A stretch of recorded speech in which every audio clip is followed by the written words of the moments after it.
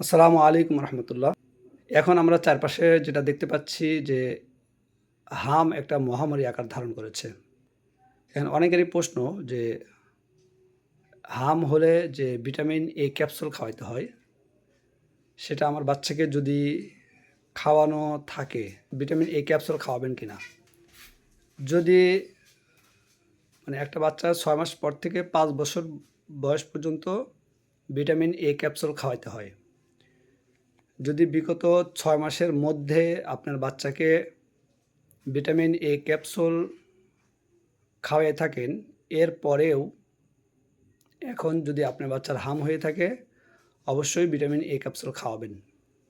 আর যদি ৬ মাসের মধ্যে খাওয়ানো না থাকে, তাহলে তো অবশ্যই সে ভিটামিন এ ক্যাপসুল পাবে। এখন এই ভিটামিন এ ক্যাপসুল ডোজ কী বা কীভাবে খাওয়াবেন? সেটা হলো ৬ মাস থেকে ১ বছর বয়স পর্যন্ত ১,০০,০০০ ইউনিটের ভিটামিন এ ক্যাপসুল পাবে এবং ১ বছর থেকে ৫ বছর বয়স পর্যন্ত ২,০০,০০০ ইউনিটের ভিটামিন এ ক্যাপসুল পাবে। তাই আপনার বাচ্চার যদি হাম হয়ে থাকে বা হাম উঠে থাকে, তাহলে বিচলিত না হয়ে বাসায় সেবা নিন।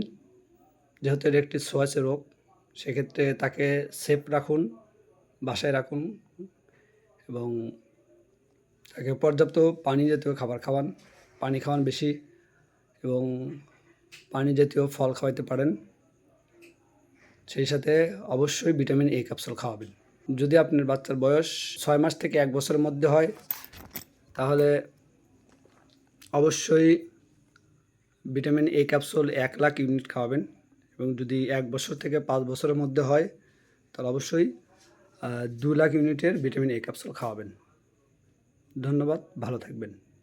সকল বাচ্চার সুস্বাস্থ্য কামনা করে বিদায় নিচ্ছি আজকের মতো। আসসালামু আলাইকুম রহমতুল্লাহ।